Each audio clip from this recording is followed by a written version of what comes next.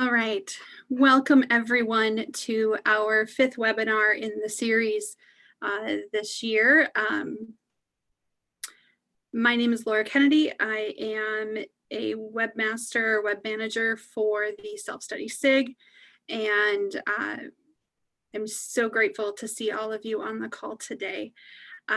Whether you are joining from, I guess regardless of where you're joining us from, we are excited to have you here. So good morning, good afternoon, good evening, good night, whichever makes the most sense for you. Just so you know, a few things, housekeeping that we always start with. One, we are recording the session, and the recording will be posted to our website afterwards, so that folks that could not be here for the live event, whether they're teaching or sleeping or something else, they're able to join us asynchronously for the conversation. So you are welcome to turn your camera on or off, depending on what you're most comfortable with. At the end of the webinar, we will have time for conversation. At that point, I will unshare my screen so that we can see each other in more of that gallery view, and have a conversation that doesn't feel tied to specific prepared slides. So look for that. In the meantime, as our presenters are sharing, use the chat window to record questions as they occur to you. We can always come back to these questions during that Q&A time and during that discussion. So you don't have to hold on to your questions. If you're worried you might forget, throw it into the chat window and we will come back to it. With that, I'm going to invite Julian to say a few words about the overall webinar series. Okay, thank you very much, Laura. First of all, thanks to Laura and to Eliza Pinniger, who've organized all these webinars for us. There's a tremendous amount of work that goes into behind the scenes logistics, preparing us, and four so far have gone seamlessly, or seem to me anyway. Laura probably knows the secrets behind them. And one more to come in a month today. And Haftiz, who's here, will be leading that one on languages and cultures. I'm the lead editor for the International Handbook. It's over 1,500 pages, 54 chapters of everything you wanted to know about self-study and considerably more. And the section today is titled Teacher Education and Beyond. And really the idea for the section is that we need to go beyond what we do in our individual courses to the larger teacher education program. For example, Tom Russell, next slide please. Tom Russell and Andrea Martin in the first chapter make a very strong case for the student experience being at the heart of teacher education, not our experience as teacher educators. And that we really need to look at their whole experience. And it's a really powerful chapter on that. And then chapters go into different dimensions, teaching foundational courses, the portfolio is a really strong chapter, the role of educational administrators, the challenges of engaging in self-study, and then moving beyond teacher education, because there's a lot that can be done beyond that. And Jack Whitehead, who's here, and Marie Huxtable are among the authors of one on teaching. And we actually need to do a lot more on self-study and teaching. It's an untapped and really important area. And then, of course, the chapters that we have today, Diana Petrarca speaking about the practicum, and also Anastasia Samaras with Kathleen Pithouse Morgan on the polyvocal self-study in higher education and other areas as well. So we're delighted to have you here today. The three chapters are a sampling of the book, of the themes of the section, and in themselves are just small samples or tastes of what you'll get much more of if you actually go to those chapters to read more. So I'm going to call on Diana Petrarca first, who's going to be speaking about the practicum. Thank you. Great, thank you. Is the volume okay? You can hear me good? Okay, awesome. Well, hello everyone. Good evening or good morning, or as Laura said, thank you for joining us from whatever part of the world you happen to be in. Really happy to be part of this symposium. Thank you, Julian, for inviting me to do so. So my chapter, our chapter, Initial Teacher Education Practicum 2.0, Learning Through Self-Study in a Professional Setting. It's 2.0 because my colleague, Shirley Van Newland, and I revisited the practicum chapter written by Clive Beck, Anne Fries, and Claire Kosnick in 2004 for Springer's first International Handbook of Self-Study of Teaching and Teacher Education. So Shirley and I decided to use that as a starting point. And in that chapter in 2004, the authors suggested that a self-study approach to practicum has the potential to significantly enhance the experience by cultivating a rich learning environment for all individuals involved in the practicum. So that would be the associate teacher or the teacher who supervises the teacher candidate. I know there's different names for it. The university supervisor, and of course, the teacher candidate. So we use that, and then we wanted to see where are we at with some of these topics over 15 years later. So next, please. Thanks, Laura. So this is the contents for our chapter outlining the key topics that we address, and hopefully this will entice you to read this riveting work. And I can't address it all in 10 minutes, obviously, but I would like to direct your attention, and the focus of today will just be sampling, as Julian said, the two key questions that guide this chapter and a little bit for this evening. So what are the challenges in a self-study approach to practicum, and what is necessary for fostering a self-study approach in the practicum? So next, please. So why is the practicum still a less explored area in the SSTEP community? So given the nature of self-study, and as noted by Tom Russell, who advocates for its potential to help us understand practice and develop greater perceptions and improvement, it would seem reasonable that we would want to engage in more self-study in the practicum. But after examining the post-2004 literature within the SSTEP and practicum context, Shirley and I realized that there does still exist a lack of self-study of teacher educators within the practicum context.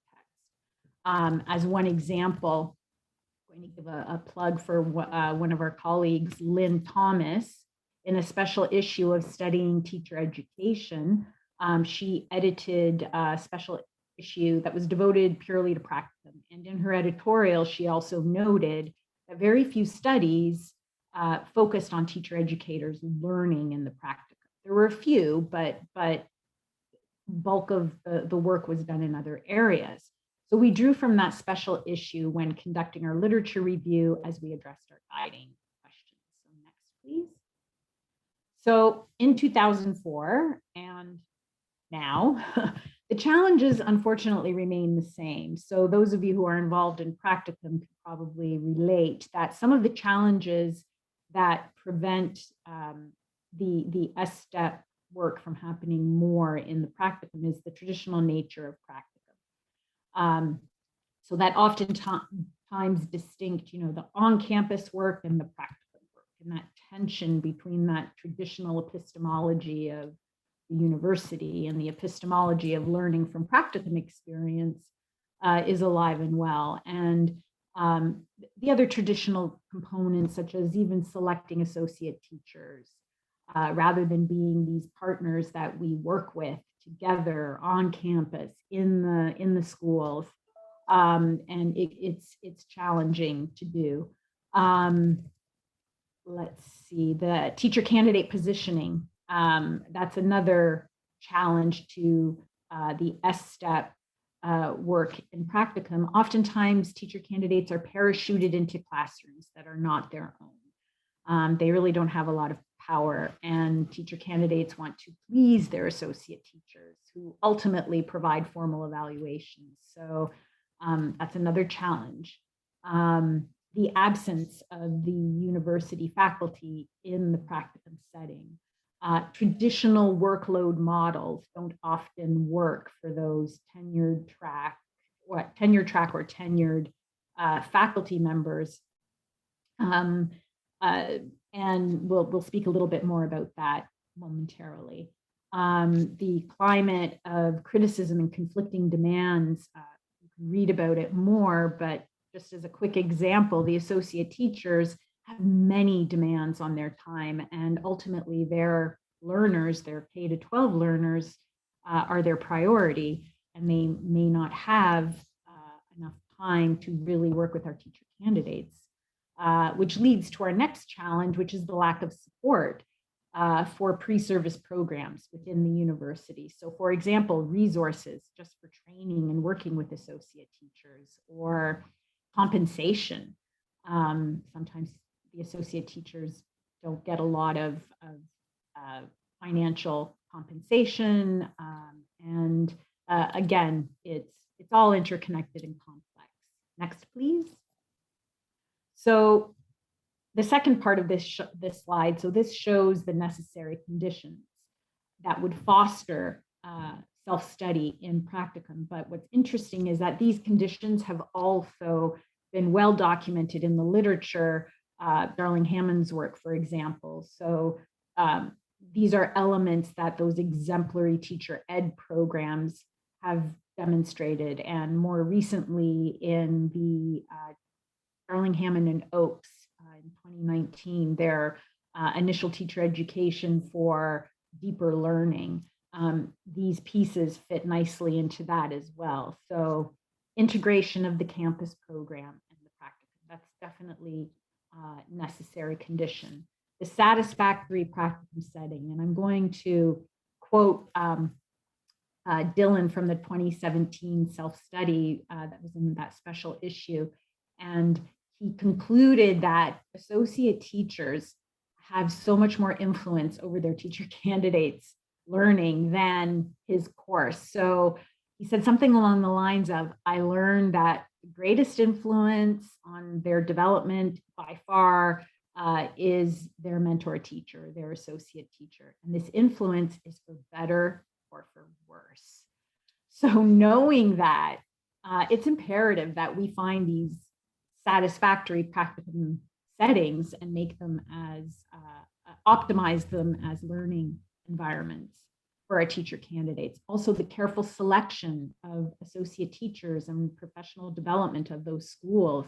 You know, how do we do that without having to go through a centralized system, just as an example. Appropriate practicum activities. So things like the observation, the co-planning, the reflecting, the gradual increase in responsibilities, all those pieces are really important, and not just to foster self-study, but to optimize the learning for everyone involved. And the teacher candidate support is another necessary condition. And unfortunately, it's not always there in the literature. Not just throwing them in, but Tom Russell, in his self-study, he actually provided really interesting personal insight regarding his experience as a faculty supervisor. And he suggested that building those relationships before the actual practicum begins, if you're just kind of going in to look at your students, is so important and really facilitates that. Okay, so next, please. I only have a minute left. So, excuse me. What Shirley and I concluded was, well, not really a conclusion, but one of the pieces that we felt is really important is, could the inclusion or the presence of the university instructor, could the person just be taking more an active role in that environment enhance the conditions and decrease some of these challenges so that we can do more self-study in practicum? And next, please. So these are some bigger questions, but the next slide, thank you, Laura. And Laura's just going to go through them just one by one, and you can just read them. So if you can just keep going, Laura.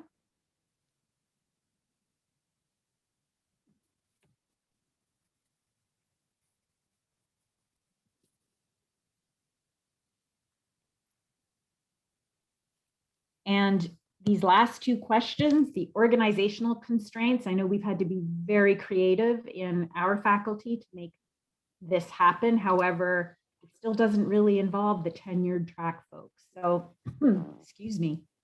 So this is something that, you know, we have more questions than answers. And then the very last slide, when Shirley and I first started, we looked at why take a self-study approach to practicum. But at the end of all this, and next please, we would suggest, why would we not, just given how much learning and how much capacity building can happen? So thank you. And I just went over 10 minutes by 20 seconds. So thank you.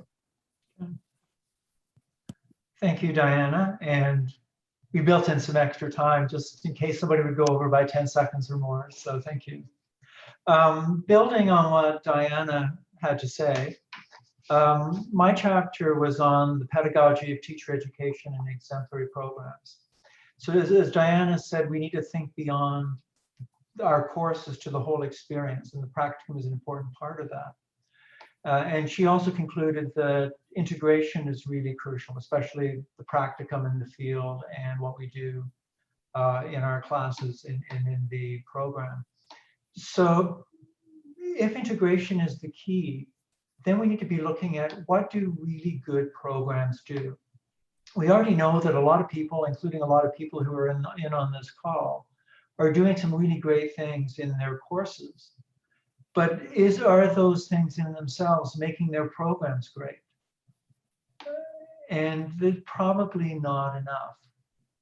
So what I did for this chapter is I took a look at 3 institutions which have been identified by many as having exemplary programs, and 3 places where people who are involved in self-study have been very active.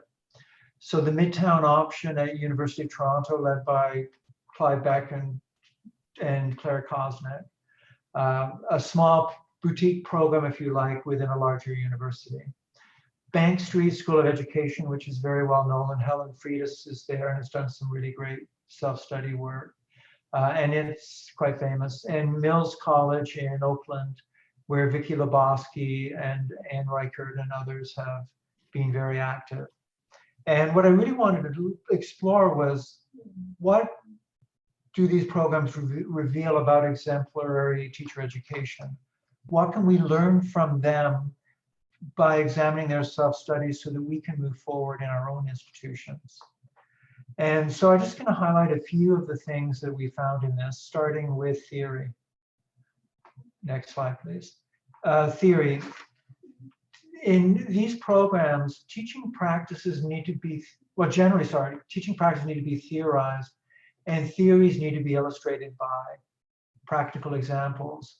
Or as Clive Beck often would say to me, there's nothing more practical than good theory, and nothing more theoretically sound than good practice. So for example, Bank Street is guided by 5 key principles, including social justice and deep subject knowledge, understanding a child's learning and development. And these guide the work of everyone. And in Midtown with Clara and Clive, the focus is the practitioner inquiry model. In both cases, the instructors selected to teach in the program buy completely into the program, especially in the small programs like Bank Street and Mills College. The next slide focuses on practice. Exemplary programs select field experiences through the program. For example, spread field experiences through the program. For example, at Bank Street and at Mills College, people would go in regularly during the week. At Bank Street, 3 days a week, the teacher candidates would be in schools working with teachers and students, usually a half day. They would also select mentors and provide them with professional development. So they didn't just look for anybody who could be the associate.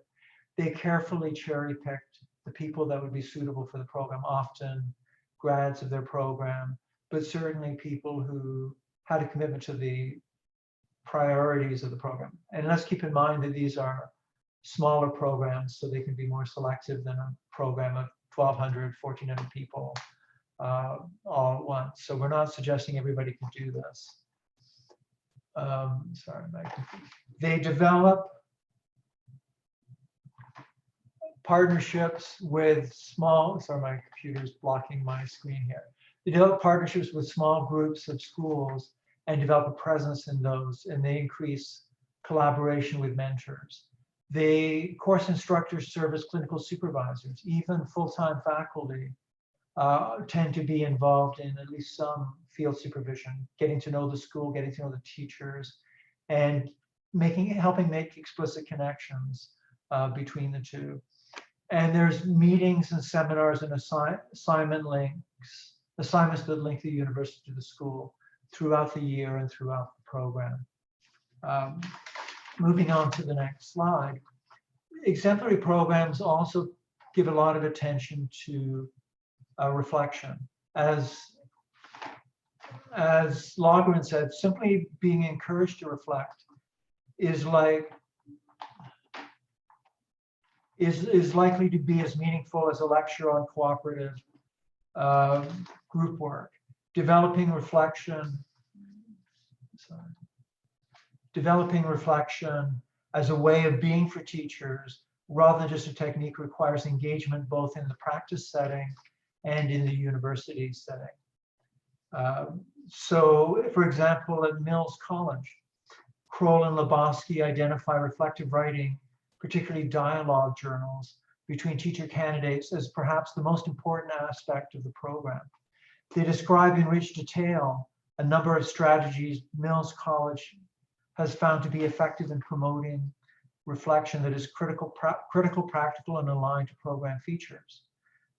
Supervisors respond in depth, seeking to validate observations and learning, help students to step back to see the problems clearly, and redefine problems in order to arrive at solutions. So the theory is linked to practice, and reflection plays a really important role in pulling it all together. But the most important thing in all of these programs is integration, the integration of these three things throughout the program. And what's really important is that people make a real effort to put the pieces together. In many ways, programs like the one I'm in or the ones many of you are in, if it was a quilt, we have excellent squares in the quilt. We don't always do as great a job as stitching the different squares together really tightly and cohesively and having them match or complement each other. And that's what integration is really about.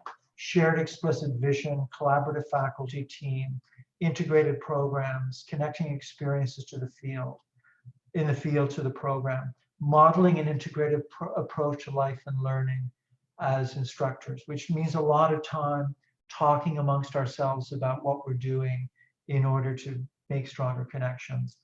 And then finally, programs that are really special next slide, please.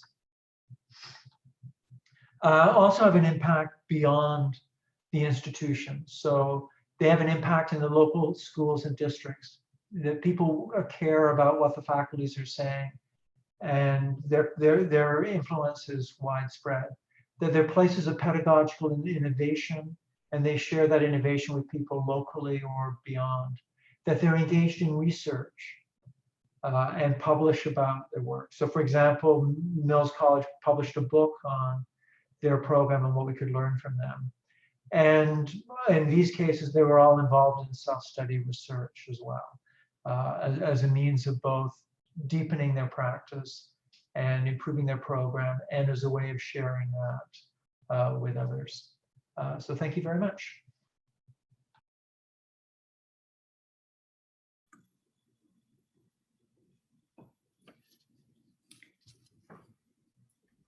Okay, hello. I'm Anastasia Samaras from George Mason University, and with my colleague Kathleen Pithouse Morgan from University KwaZulu-Natal, we're delighted to share a brief of our chapter in the handbook on polyvocal self-study in transdisciplinary higher education communities. First, we want to thank Eliza and Laura and Julian, but also each of you for being here and for the work that you're doing in the self-study school. Thank you. Next slide, please. So to give a brief overview, we begin the chapter as complementary colleagues, as teacher educators who have taken a risk of moving out of our field, but still being in it, inviting both teacher educators and other practitioners to explore self-study methodology. Then there's a discussion on our conceptualization of polyvocality and polyvocal self-study transdisciplinary learning communities. Next, we talk about the guidepost for facilitating and enacting these communities, which we call pedia, in Greek meaning for children. We close with 2 exemplars, one from each from our respective universities, which really do exemplify the multiplier effect and the research of consequence. Next slide, please. So to begin very informally, let me say that working with Kathleen has just been a phenomenal experience, but working with her colleagues as well as mine at George Mason, who are coming from places where we are not as familiar, has really, I hope that we have given to them, but they have certainly given tremendously to each of us. And this is a picture from 2014 on one of my visits there. And this is a workshop for faculty from 3 universities in the Transformative Education Studies Program in South Project in South Africa, funded by a very prestigious grant organization. And the faculty here are not all teacher educators. Some of them are in jewelry, communication, business, and like at Mason, some of ours are from communication and astrophysicists and economists and School of Art and really geologists, just fields that we don't really know too much about, but the self-study methodology has grounded us. And the beautiful thing about all of this, what we've been able to experience is that there is a multiplier effect, that when we are inclusive to extend self-study methodology, we know that it began with teacher educators, and indeed in 2006 it started to move to classroom teachers. But then when we were more inclusive about it, we see that each of these faculty then are extending self-study into new parameters in not only in higher ed, but also with their students. Some of them completed their own dissertations in self-study. They were supervisors for theses, masters, and doctoral. They went on to develop their own courses in self-study, to write books, to present, to publish. And so that's been the absolute unexpected consequence of moving self-study, both keeping it both within teacher ed, while also widening our lens to offer it with others. And Kathleen and I, as complementary colleagues from different generations, different continents, different expertise, come together with this commonality, with the purpose of being inclusive of the self-study methodology to expand the capacity of of the world, to be more inquiring as individuals, as programs, as institutions. And we think of it as what John Steiner, a Vygotskian scholar, calls complementarity, in that it's a willingness to take risks in creative endeavors. And that process, critical to creativity, is really what we feel has allowed us and our colleagues to expand in new ways. Because after all, inherent in the methodology, as my dear friend Stephanie Pinegar reminds us, is the ontological frame, in that we evolve with the freedom to evolve, which is unique to our methodology, very different from scholarship of teaching and other methodology and other fields of study. I wouldn't even call that methodology. But that extension has allowed us to invent and to be innovative methodologically. And I do invite you to read another chapter that Kathleen led in the handbook on methodological inventiveness. Next slide, please.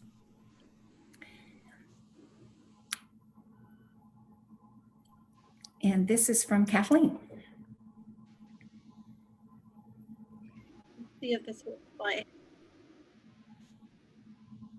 Our conceptualization of polyvocality includes plurality, in which the boundaries of a single voice are exceeded, interaction and interdependence between various consciousnesses, and creative activity through polyvocality as an artistic method and as artistic thinking. These elements of polyvocality are expressed in our poem Polyvocal Poetic Play, written in March 2020. Witness the brave heart, a whole heart healing process, remembering self, knowing and re-knowing self through polyvocality. Create open space for sharing, interaction, active listening. Diverse dynamic learning, research, professional practice. The power of we, self, difference, confluence in many voices. Multiple professionals, making methodology. Growth, inspiration, challenge, deepen and extend. Change is possible. Power of inventiveness. Impact, bringing new knowledge. Thank you. Next slide, please, Laura. And this visual of the PEVIA, the design elements for self-study research, polyvocal professional communities, you'll notice it builds on earlier work that self-study scholars, including Kathleen and I, have been doing, but it continues, as I said earlier, to extend what we do know because we have tried it out. We have designed, we've enacted, we've studied what we're doing. And I think that's what we do so well also as self-study scholars, not just professing, but living it. And I call particular attention to the bottom left circle of authenticated and invited polyvocal leadership. And what we find is that when we are inside the community itself, not as outside facilitators, but indeed showing our vulnerability and studying what we are doing and trying to figure out as facilitators, then we are part of the community as a double helix. And we invite leadership in from participants to then take on to be facilitators of future cohorts, which they have done. So if you want to learn more about that, please refer to the chapter. Next slide, please. So last are two exemplars. The one on the left is from the third cohort at George Mason on visually rich digital environments in 2014 to 16. And here I joined two faculty who were in the 2010 cohort, Lynn Scott Constantine from the School of Art and Leslie Smith from Digital Literacy and Higher Ed. And with a dozen different disciplines faculty from a dozen different disciplines and 6 different colleges. We had a phenomenal experience. This is Autumn Casey's work. She's faculty in theatrical design and technical production. And she thought that her project should be something aesthetically pleasing, like the final product of the theater set. But then she recognized that actually capturing the work of her 25 students, she calls it in chaos, of their first experience in taping down a theater set, was where she could actually learn about how to teach them better. So that was one of the exemplars in that group. And on the right is the visual from Sivisu Magubani. He's a high school teacher in technology, and he presents his Zulu shield. He's a student who was supervised by TESS faculty, and this metaphor is this shield is a metaphor for his value of his student-teaching relationship, the safety he provides for his students, and to cultivate intrinsic motivation. And Kathleen and I are always impressed by the way that our students and our colleagues really do use their indigenous knowledge and the arts as resources of self-study. So in closing, we feel that if you build individual and collective capacity with your students and colleagues, that those small changes over time are going to lead to larger changes for impacting institutional and national and transnational capacity in both higher ed and ultimately in schools. And we look forward to upcoming developments as we invite each of you to be inclusive, to be inviting faculty who are outside of your field to inspire them so that we can collectively continue to not only sustain the methodology, but to inform education more broadly. Thank you. Thank you, Anastasia and Kathleen. So as you can see, the chapters in this section both celebrate the accomplishments of the self-study community, but also try to push us a little bit further into the practicum, further into portfolios, further into the whole program, and then going beyond teacher education to higher education, as we've just heard, or in the case of Jack Whitehead and his crew, in their excellent chapter, teaching itself in schools. So with that, I'll just stop, and we wanted to have time for comments, questions, sharing. So I encourage people to either use the chat or to jump in and start talking.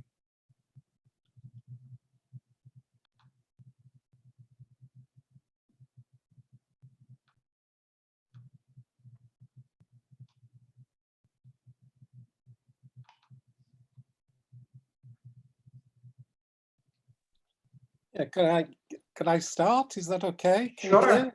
I would, sure, please go ahead, Jack. Yeah, I've just posted something in the chat because I really enjoy those presentations. And Anastasia was, I think, encouraging us to, if you like, go beyond, if you like, the classroom. And I've put in the chat the questions that were asked by the call for papers for the AERA 2021 on accepting educational responsibility. And I really like those questions. And I'm wondering whether, in terms of our SSTEP community, that we should actually be addressing those questions as part of our acceptance of our educational responsibility. Maybe I'll turn that to Anastasia to respond to, because your work was speaking directly to that. Well, I think there is a risk, right? Because I think as self-study scholars, we're already pushing the boundaries in our institutions of doing something that's a little bit different, a lot different sometimes. And how does one build a scholarship when one extends that across not only framed within a methodology, but outside your content area? So I think, yes, I think that collectively we all benefit from it. And I think that's what I was trying to say in my presentation is that it's not just about let's share, but let's learn with others. And that has been our experience. And I think it's difficult because we're so grounded as teacher educators, and that's what we do. That's what we love. But what we find is that there's so much to learn when we get out of that bubble. So yeah, I agree with you, Jack. I mean, it's risky, it's rich, it's risky. Yeah. Okay. Okay, Jack, why don't you speak to this a little bit from the perspective of your chapter, and then we'll move on to some other questions after that. Yeah, sure, if you like. Yeah. Just in our chapter, where we actually collaborated with people from the primary sector, the secondary, and also with ourselves in higher education. Now, I think that we all accepted an educational responsibility, not only to engaging the self-study research in terms of focusing on our educational influence with individuals, but I think we also saw ourselves in the ARA sense of being citizen scholars, that actually in terms of those questions, when you have a look at them, one of them, how can we unite with practitioners, with scholars across other academic fields and disciplines, and with other citizens beyond academia to strategically address complex social and educational problems?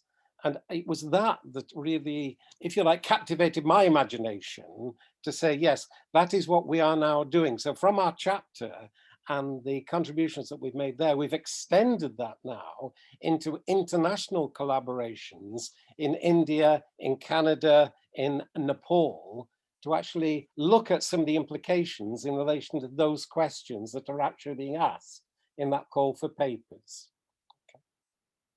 Thank you very much, Jack. And also, Jack's written a lot about some of these things. So if you don't know his work, look it up. There's really some very important work in self-study and beyond. So let's move on to some other questions, maybe about the practicum for Diana.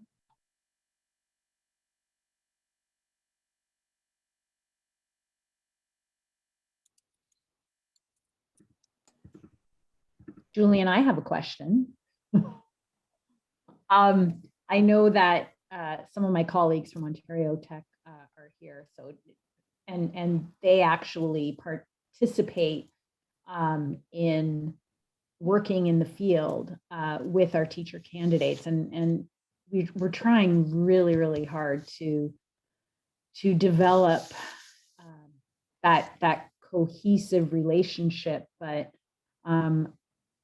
I guess I think it was Letty who said in the chat box, it feels like we're starting from scratch, like we're reinventing the wheel every September or every June for the following September, where because of the organizational constraints of going through the school boards, some school boards will not let us reach out to schools individually. And when I have, my hand has been slapped a few times. But have others experienced similar challenges? Is it getting easier? How do we work around those constraints that prevent us from really truly developing that relationship where teachers can come into our program and we can go into their program? I'm just curious if anybody has experienced that and how to go about.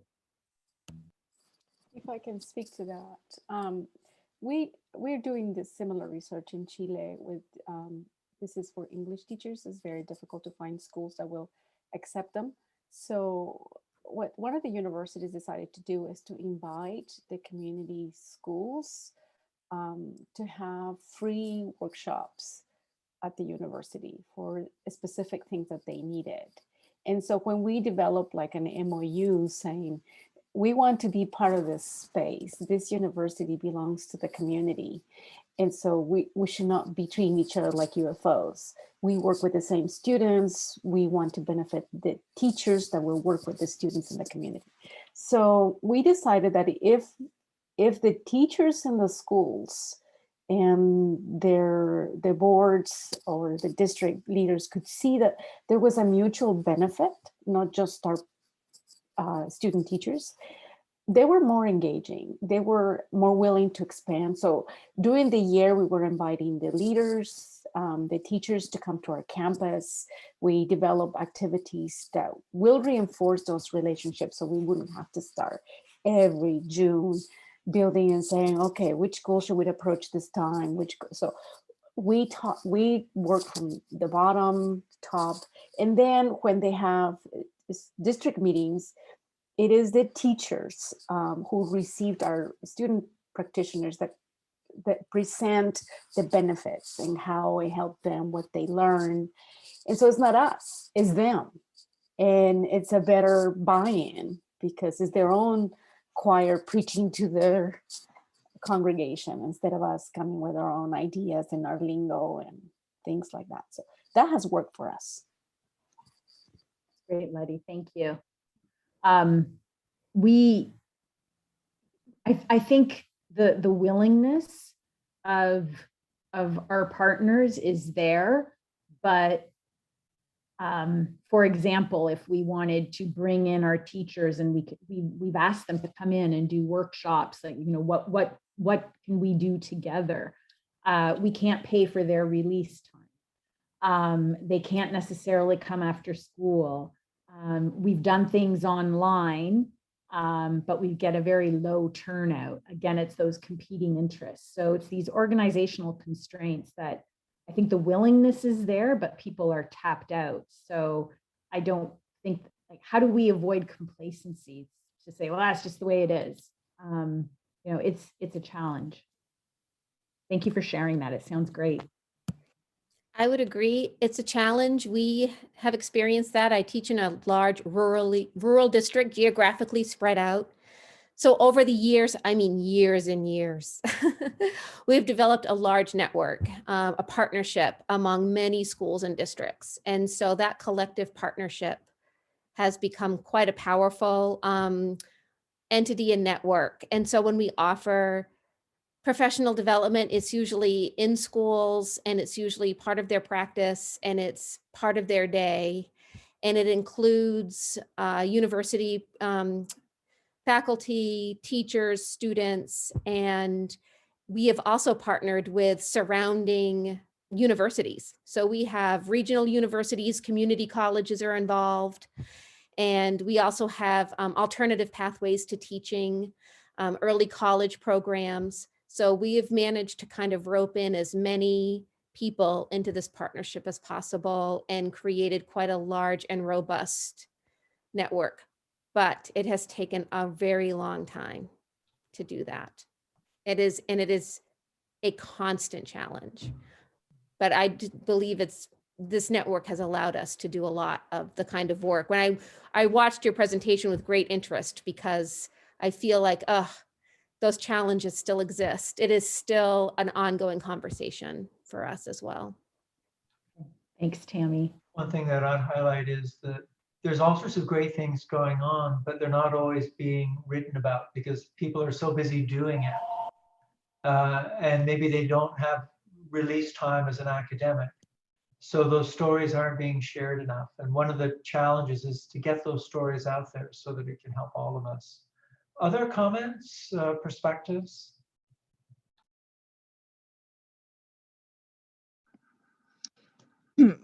I highly recommend following your own students. We're in an area in Iowa where a lot of our students stick around and get jobs within driving distance of the university. And I warn them when I'm teaching them, I'm gonna follow you. You're gonna see me showing up in your classroom. So get out there and get a good job, and then you need to take some of my students. And it was one of the absolute joys of my teaching career to have my current students with my former students.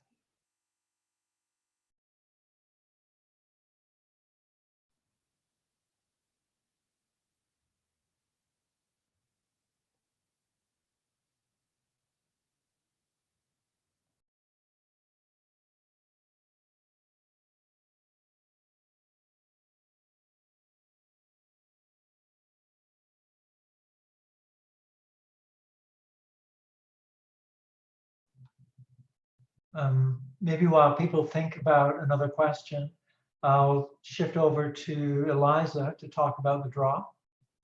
And you can be thinking about questions while we listen to Eliza. Okay, this is one of my favorite parts of the whole thing, where I get to give away things that I didn't have to buy in the first place. I love giving away other people's stuff. So thank you, Springer. Please note the webinar, our next webinar on March 18th. It will be, I believe, our last one. I got my second shot yesterday, so I keep having to check because I'm not sure my brain is actually on this plane of existence. But anyway, it will be wonderful and spectacular. And my last chance, yes, to act like Oprah. So, are we all ready for the winner of the book?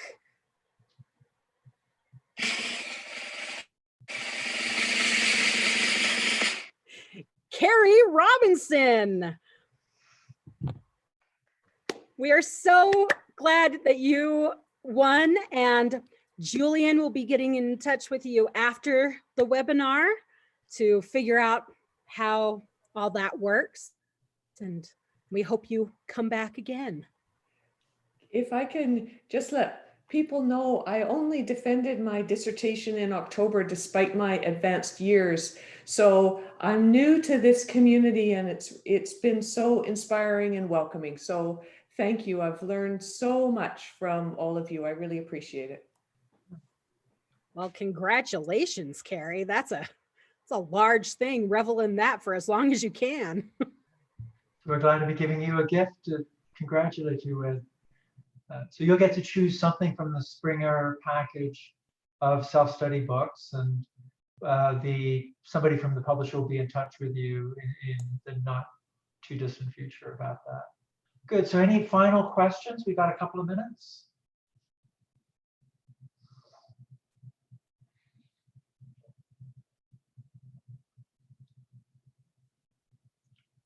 Anyway, do come back in a month.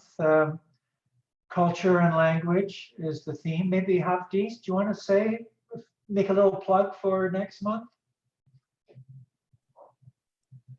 Just want to say that you should participate in that one. It's going to be really great.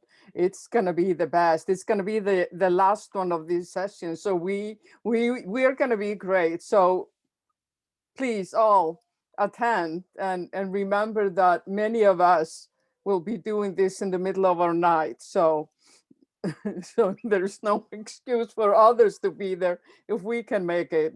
So I'm yeah, I'm just like Eliza. It's too late for me to be professional.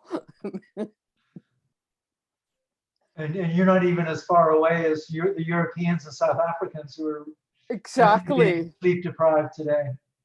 So thank you for coming, everybody.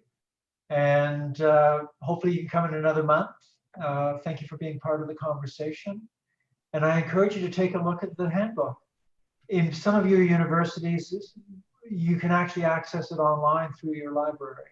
So you might want to look into that as well. So all the best. Thank you, Diana.